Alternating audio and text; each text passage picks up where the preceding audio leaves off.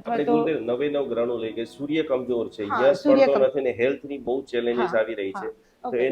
એનું દાન શું હોઈ શકે? હા, અચ્છા.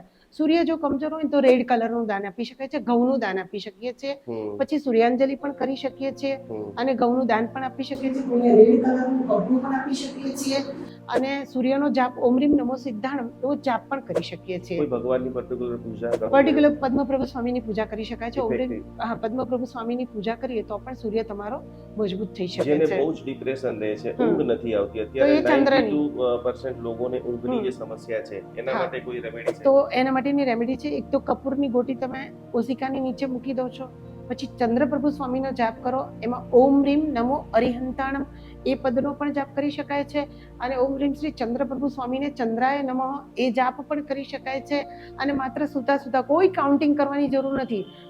સીધે સીધા પથારીમાં સૂઈ અને આ મુદ્રા કરો અને આ મુદ્રા કરી અને ઓમ રીમ નમો અરિહંતાણમ કોઈ ગણવાની જરૂર નથી.